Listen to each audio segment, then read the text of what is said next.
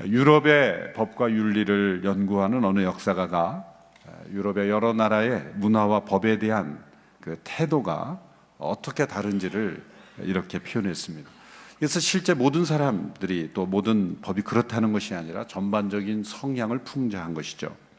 이 독일에서는 허용되는 것을 제외한 모든 것이 다 금지되어 있다. 그만큼 엄격하게 법을 지킨다는 의미가 되겠죠. 프랑스에서는 금지되어 있는 것을 제외한 모든 것이 허용되어 있다라고 합니다. 러시아에서는 허용되는 것을 포함한 모든 것이 금지되어 있다. 잘 해석하시기 바랍니다. 이탈리아에서는 금지되어 있는 것을 포함한 모든 것이 허용되어 있다. 이 글을 읽으면서 우리나라는 어떻게 평가될까 생각했습니다. 제가 규정되면 또 혹시 야단을 맞을까 봐 규정은 안 하고 각자 상상할 수 있게 되기 바랍니다. 저는 우리나라가 이 포스트 모던 사회의 특징인 이 상황윤리의 흐름을 급속하게 따라가고 있다고 생각합니다. 이 상황윤리, 이 시대에 유행하는 상황윤리는 다른 사람들에게 해만 끼치지 않는다면 무엇을 하든지 상관없다. 여기 상황윤리의 대표적인 논리죠. 아마도 우리나라 많은 사람들의 마음속에도 다른 사람에게 해만 되지 않는다면 무엇을 하든지 상관없다 라는 그 상황윤리 인식이 이 시대와 특별히 우리나라에도 많이 퍼져 있다고 생각합니다. 그러나 그리스도인들이 따라야 할 윤리는 한 시대의 상황윤리가 아니라 하나님의 윤리입니다. 우리를 창조하시고 구속하신 하나님의 성품을 닮아가는 윤리입니다. 성령의 열매고 또 십계명을 통해 나타난 하나님의 도덕입니다. 하나님께서는 법을 주시기 전에 먼저 하나님께서 어떤 분이신지를 가르쳐 주셨습니다. 십계명 자체도 계명으로부터 시작하지 않고 하나님에 대한 소개로 시작하지 않습니까? 나는 너를 애굽 땅 곧 너희가 종되었던 집에서 인도하여 낸 내 하나님 여호와니라. 그 법 내용도 중요하지만 그 법을 주신 분이 누구신가? 그리고 그 법을 받는 사람들을 위하여 그분이 어떤 일을 하셨는가? 그것이 그 법의 내용을 또한 규정 짓는 것입니다. 하나님께서 어떤 분이시며 그분께서 베푸신 은혜가 어떤 것임을 먼저 말씀하시고 이 법을 주신 이유는 무엇입니까? 이 법을 지킴으로 은혜를 얻어야 한다는 것이 아니라 그 법이 은혜를 얻는 수단이 아니라 그 은혜에 대한 반응, 그 은혜에 대한 책임, 그 은혜에 대한 응답을 말씀하신 것입니다. 왜 이러한 율법이 주어졌는가라는 질문에 단지 하나님이 그렇게 명령하셨으니까 라는 대답만으로는 합당치 않습니다. 하나님께서 먼저 은혜를 베푸시고 그리고 그 법을 지킴으로써 그 하나님의 은혜로운 성품을 닮아가는 것이니까 지켜야 한다라는 대답을 할 수 있어야 합니다. 하나님 이스라엘 백성들을 출애굽을 통해서 자유케 하셨죠. 그런데 왜 자유를 제한하는 법을 주시냐라고 질문할 수 있습니다. 하나님 이스라엘 백성들을 출애굽하게 하심으로써 새로운 하나님의 질서를, 이 세상과 다른 차별된, 구별된 거룩한 하나님의 질서를 세상에 보여주기를 원하셨던 것입니다. 그래서 그들을 특별한 보물이요 제사장 나라요 거룩한 민족이다 라는 정체성을 부여해 주신 것입니다. 그들의 실제 상황은 다릅니다. 그들은 아직 거룩한 민족으로 변화되지 않았습니다. 여전히 광야를 살며 불평하고 있고 불만하고 있고 하나님보다는 이 세상이 크게 보이고 그리고 우상을 섬기는 그런 성향이 짙은 백성에도 불구하고 하나님은 그 백성을 향하여 너희는 거룩한 민족이다, 너희는 제사장 나라다, 그런 정체성을 먼저 부여해 주시는 거죠. 그리고 나서 법을 주십니다.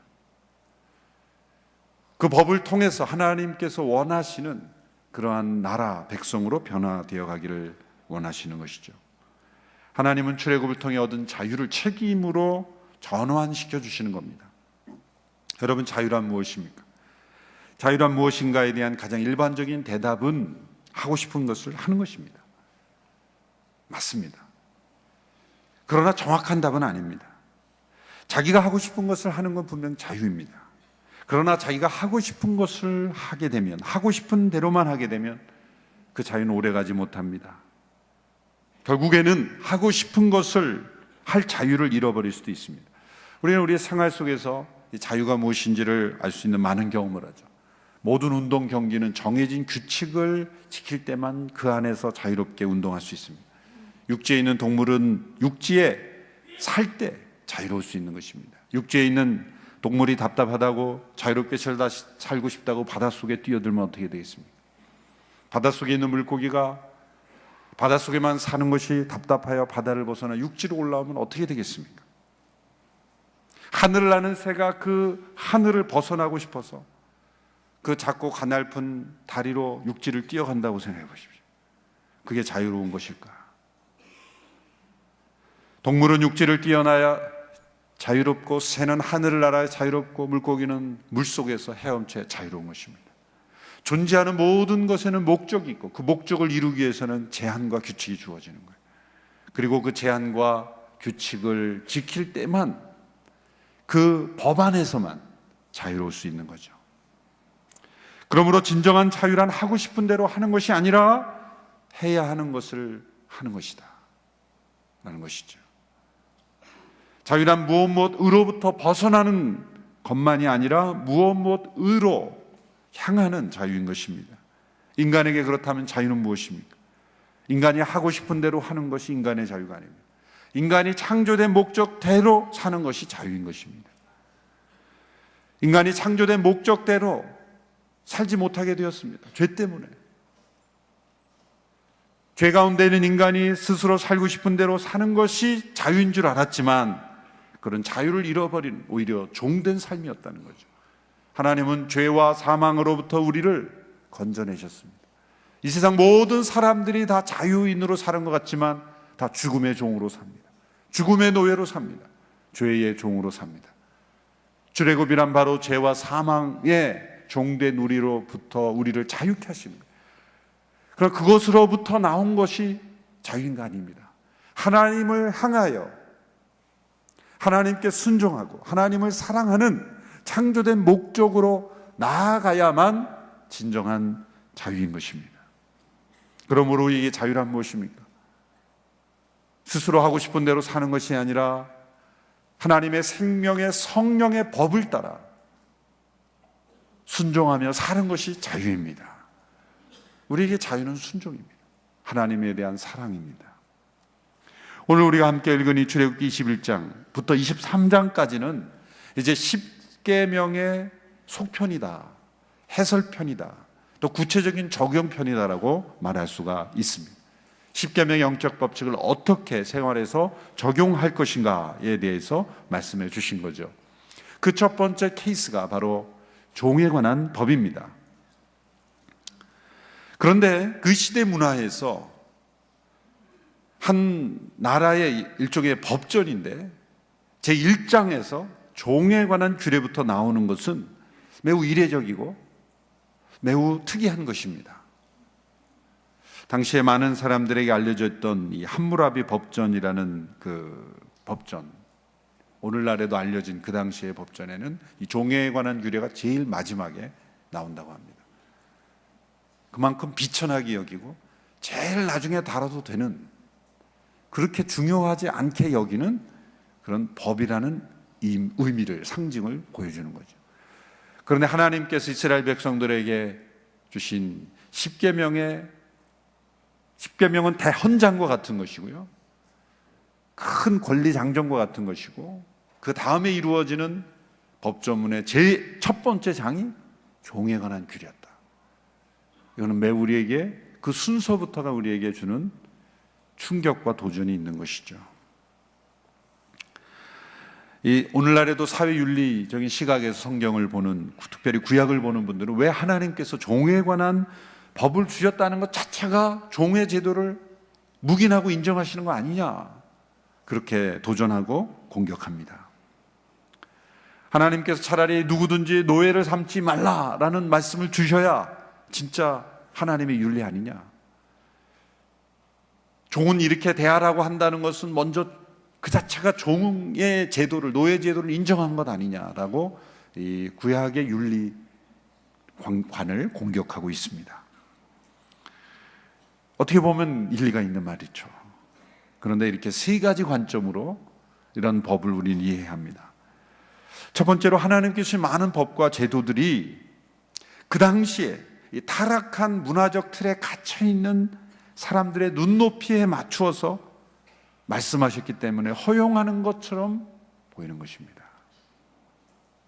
모세의 율법에도 비슷한 내용이 있지. 이혼에 관한 법 중에서 누구든지 이혼하거든 이혼 증서를 써주어서 하거라. 그거를 잘못 해석하면 이혼할 수 있고 얼마든지 이혼 증서만 주면 얼마든지 가능하구나, 그렇게 해석한 거죠. 바리새인들이 그랬죠. 그건 뭡니까? 그 당시에 타락한 사람들이 여성을 함부로 내버리는 것을 막고 그 여인의 인권을 보호하기 위해서 이혼 증서라는 것을 장치를 한 거예요.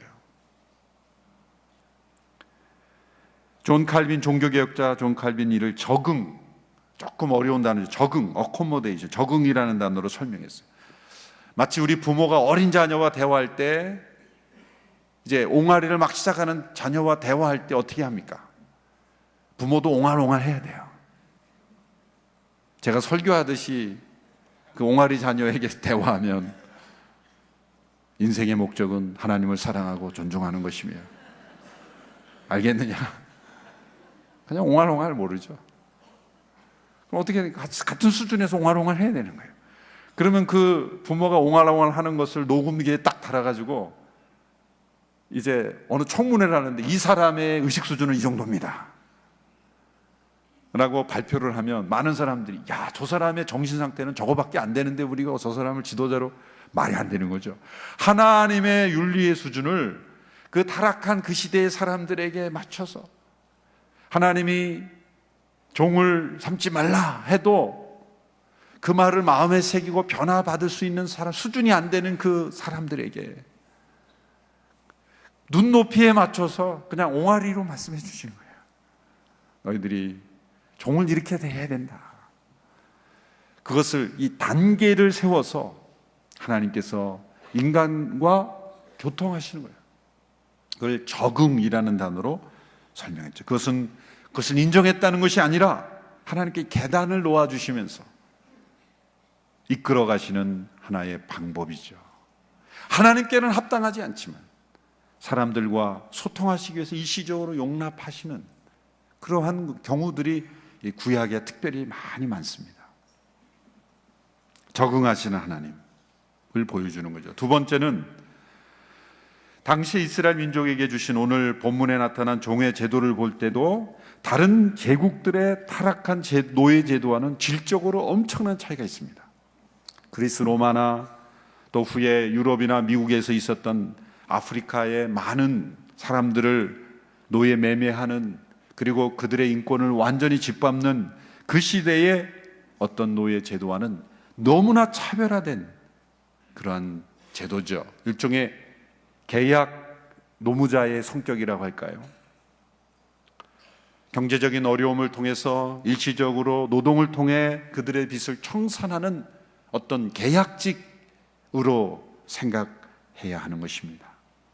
근본적인 차이가 있습니다.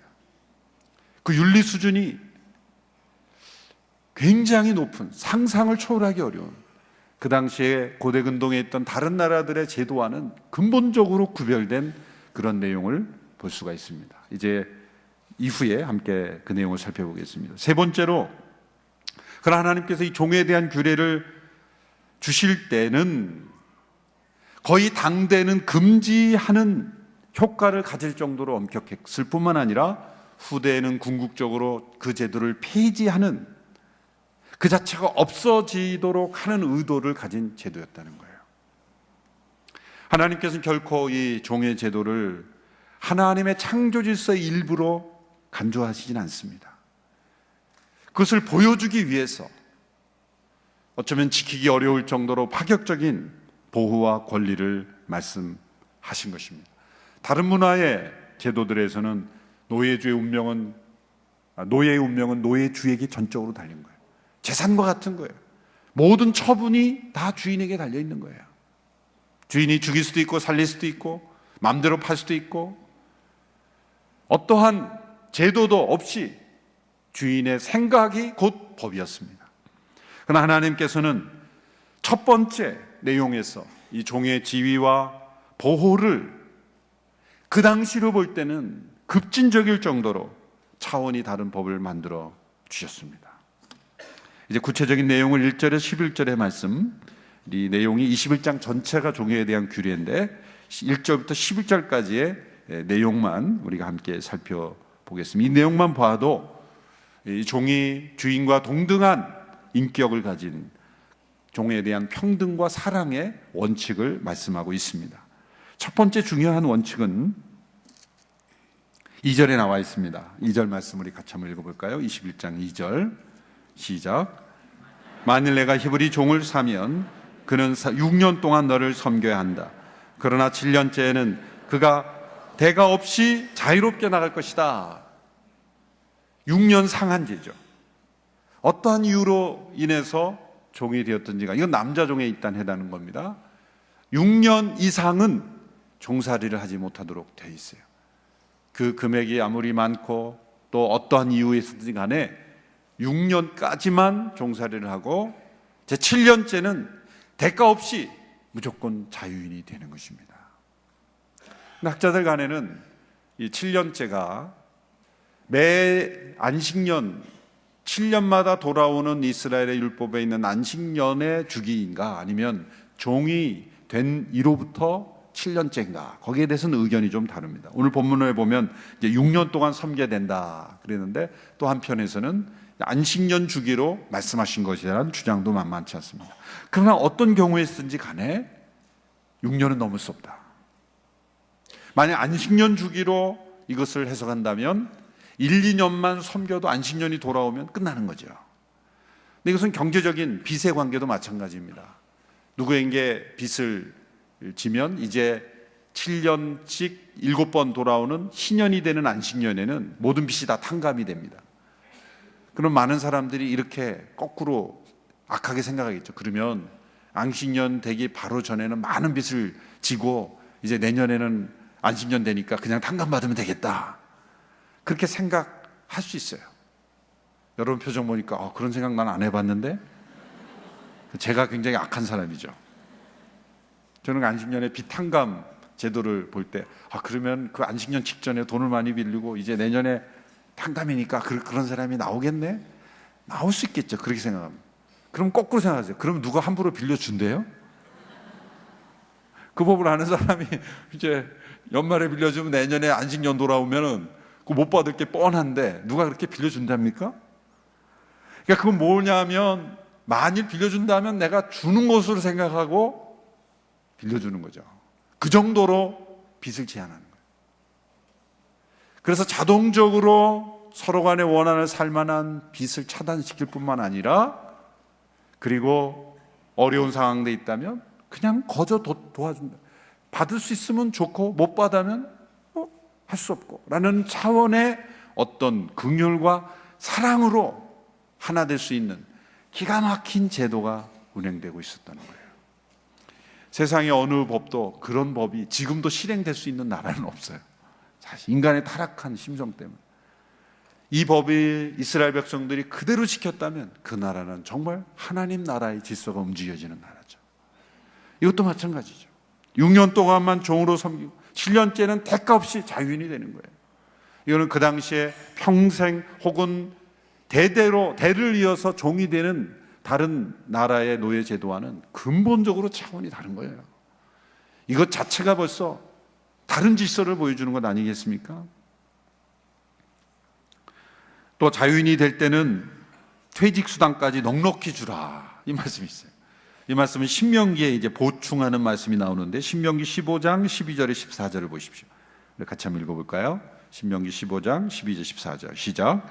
만약 남자나 여자나 할 것 없이 동료 히브리 사람이 내게 팔렸다면 너는 그가 6년 동안 섬기게 하고는 7년째 되는 해에는 놓아주어야 한다. 그리고 내가 그를 놓아줄 때는 빈손으로 보내지 마라.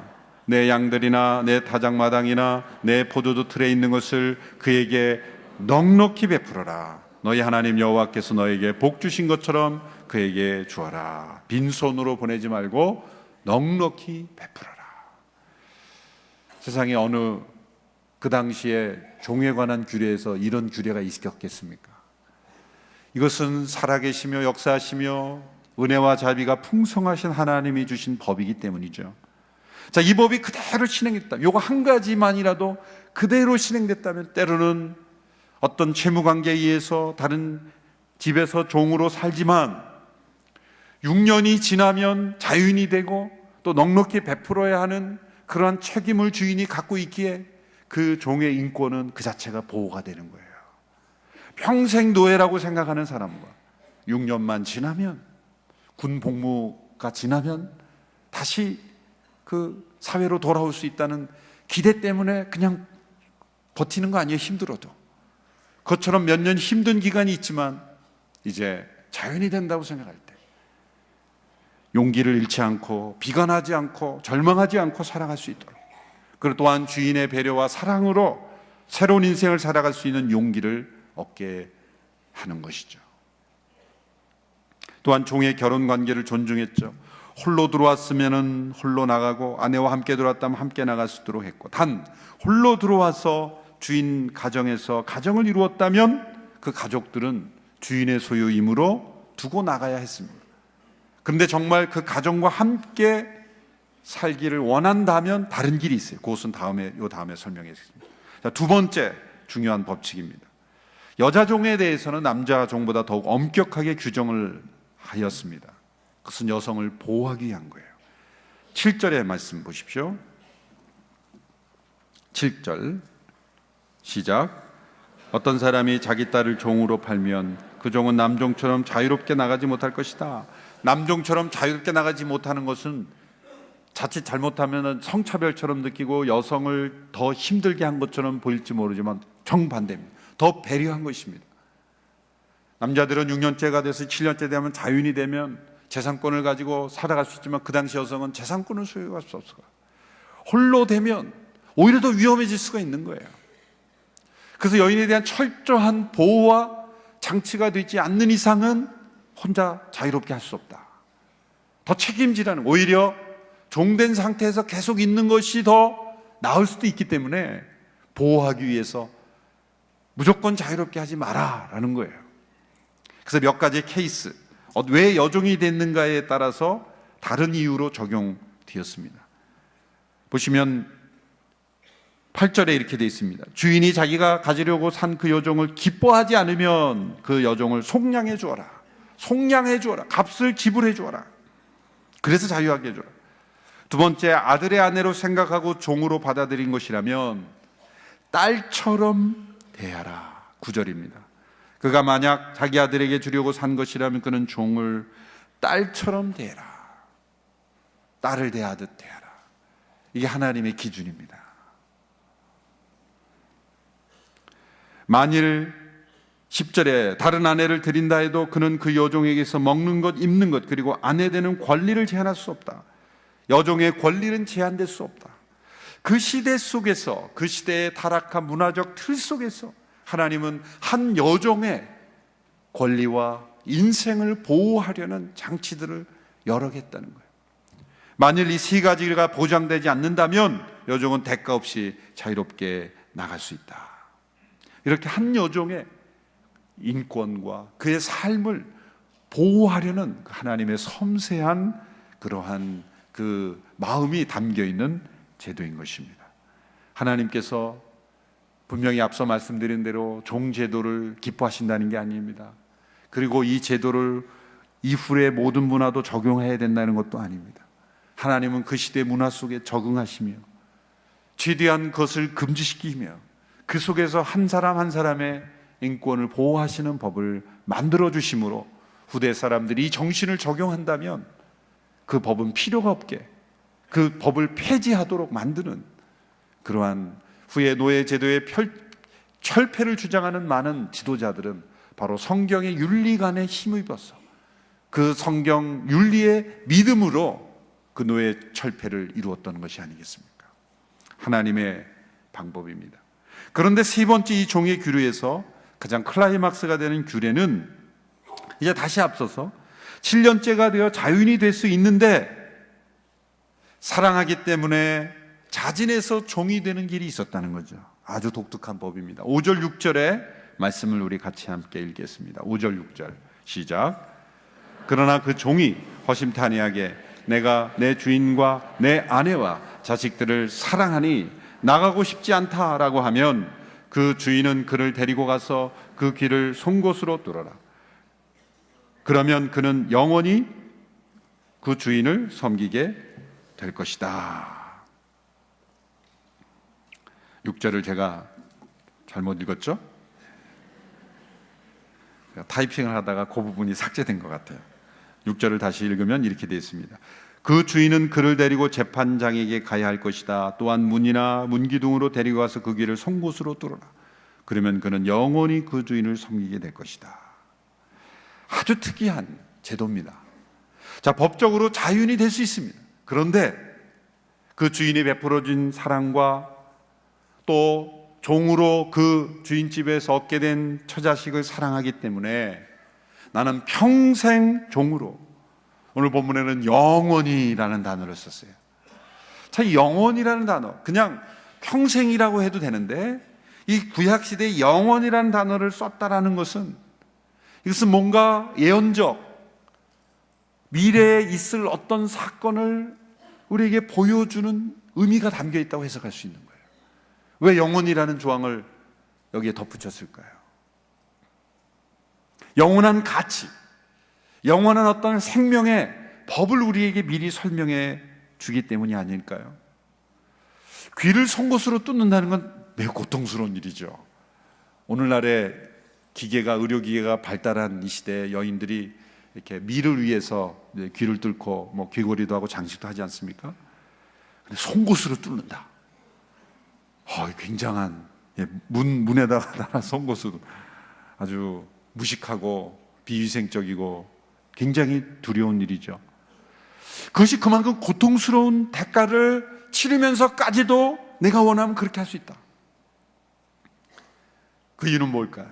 사랑 때문에, 주인에 대한 사랑 때문에 스스로 종이 될 수 있는 이런 길을 열어두었다라는 거죠.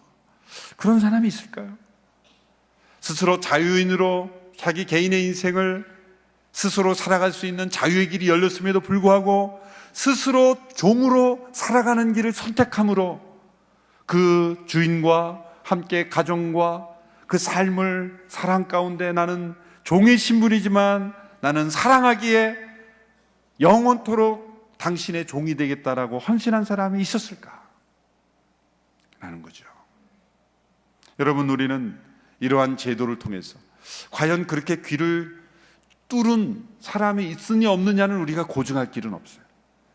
그러나 하나님께서 이 백성들에게 이 제도를 통해서 우리에게 뭔가를 암시해 줍니다. 영원히 스스로 종이 되는, 원치 않아서 종이 어쩔 수 되는 게 아니라 스스로 원해서 사랑으로 종이 되는 그러한 길이 있었다는 것.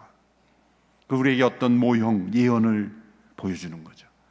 그것은 하나님을 사랑하고 우리를 사랑하시기에 스스로 영원한 종이 되셨던 예수 그리스도, 그분의 모형을 보여주는 것이죠. 죄인을 구원하는 대가가 단지 귀를 뚫는 고통이 아니라 자신의 온몸을 피 흘려 찢겨 죽임 당해야 되는 고통임에도 불구하고 스스로 종이 되기로 결정하신 예수 그리스도, 그분을 보여주시는 거예요.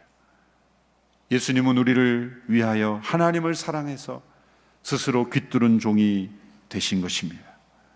자신의 신부인 교회를 사랑하셨고 그 자녀들을 사랑하셨고 아버지이신 하나님을 사랑하심으로 스스로 채찍에 맞고 가시 면류관을 쓰시고 십자가에 못 박히고 창에 허리를 찌르는 고통으로 종이 되신 것입니다. 예수님이 귀뚫은 종이 되신 거예요. 여러분, 우리는 스스로 자유롭게 선택할 수 있는 자유가 있습니다. 하나님 우리 인간에게 주신 자유의지로 우리는 스스로 죄악된 길을 선택할 수도 있고 하나님을 섬기는 그러한 삶도 선택할 수 있습니다. 우리 자신이 원하면 세상을 주인으로 섬기며 살 수도 있습니다. 하나님은 인격적인 분입니다. 하나님은 특별한 경우가 아니라면 우리가 선택하는 것을 따라 살도록 허용하십니다. 붙잡지 않으실 것입니다. 만일 우리가 예수님을 믿고 따르는 것이 부담스럽고 마치 지기 싫은 짐을, 이 종살이를 언제 벗어나나, 예수님을 믿고 섬기는 것이 이 멍에를 언제 벗나, 그렇게 종이라 여기고 부담스럽게 여기고 굴욕적으로 느껴서 이것을 벗고 자유인으로 살아가겠다 라고 생각한다면, 그러한 선택도 어쩌면 하나님은 어느 정도 허용하실 거예요. 그만큼 우리의 놀라운 자유의지의 선택이 우리에게 있는 거예요. 하나님 버리신다는 것이 아니라 우리 자유의지의 선택대로 우리가 예배에 나오지 않으려면 안 나올 수 있잖아요. 성경 읽지 않으려면 안 읽을 수 있잖아요. 다 우리의 선택의 자유죠. 그러나 과연 그것이 우리가 자유케 되는 것일까? 예수님을 믿고 하나님을 섬기는 것이 멍해처럼 느껴져서 나는 섬기고 싶지 않아, 나는 자유한 인생을 살고 싶어, 그게 진짜 자유일까? 스펄전 목사님은 이렇게 고백하셨습니다. 만일 그리스도를 섬기는 것이 족쇄라면 주여 갑절의 족쇄를 채워주십시오. 만일 그리스도를 섬기는 것이 멍해라면 주여 머리끝부터 발끝까지 멍해로 묶어 주십시오. 왜냐하면 우리가 그리스도로 멍해로 묶여지는 것이 유일하며 완전한 자유이기 때문입니다. 스펄전 목사님은 자신의 주인이신 그리스도에 대한 사랑 때문에 귀를 뚫은 종이 되기를 원하셨습니다. 주인을 사랑하기, 함께 가족된 교회를 사랑하기, 스스로 사랑의 종이 되기를 결정하신 것입니다. 이 본문을 우리가 적용하면서 우리 모두가 예수님처럼, 스펄전 목사님처럼, 손양원 목사님처럼 귀뚫은 종으로서, 그리스도의 종으로 우리 모두가 헌신할 수 있게 되기를 바랍니다. 그래서 천국에 가면 모든 분들이 다 귀뚫은 분일 겁니다. 어느 여성분은 저는 이미 뚫었는데요, 그런 귀뚫은 게 아니라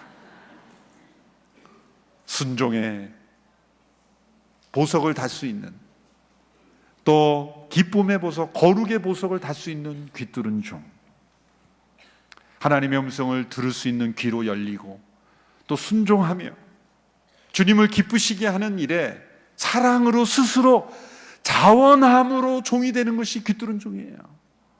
직분 때문에 하고 어쩔 수 없어 하고 눈치 때문에 하고 부탁이니까 하고 그런 게 아니라 스스로 사랑해서 자원함으로 섬기는 종이 되는 것이 귀뚫은 종이 된다는 거예요. 우리 모든 온누리교회 성도님, 우리 모두가 함께 이 아침에 귀뚫은 종으로 헌신할 수 있게 되기를 바랍니다. 고통스러울 거예요. 문에다 대고 송곳으로 귀를 뚫으니 얼마나 고통스러울까. 스스로 사랑으로 종이 된다는 것은 고통스러운 일입니다. 자기 십자가를 짓는다는 건 고통스러운 일입니다. 그러나 그것이 가장 자유케 되는 길인 줄로 믿습니다. 우리가 함께 이 찬양으로 마무리하기 원합니다. 오직 주의 사랑에 매여. 이 가사를 잘 읽어보면 주님의 사랑에 매여 종이 되는 것, 그것이 우리의 기쁨이요 감사요 우리의 영광이요 우리의 즐거움입니다. 귀뚫은 종으로 살기를 원합니다. 우리가 함께 헌신한 마음으로 오직 주의 사랑에 매여 찬양을 부르며 함께 마무리할 수 있게 되기를 바랍니다. 주의 사랑에 매여 내 영 기뻐 노래합니다. 이 소망의 언덕 기쁨의 땅에서 주께 사랑 드립니다.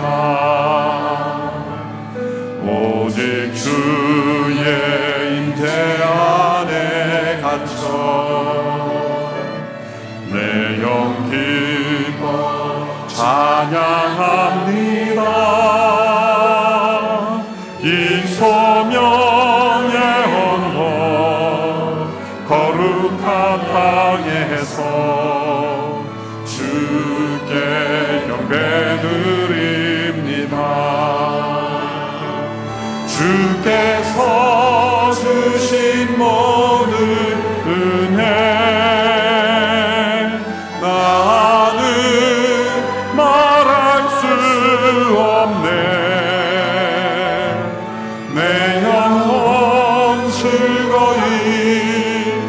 주 따르렵니다.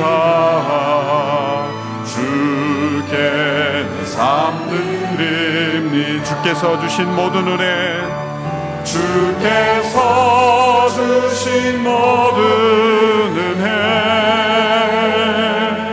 나는 말할 수 없네.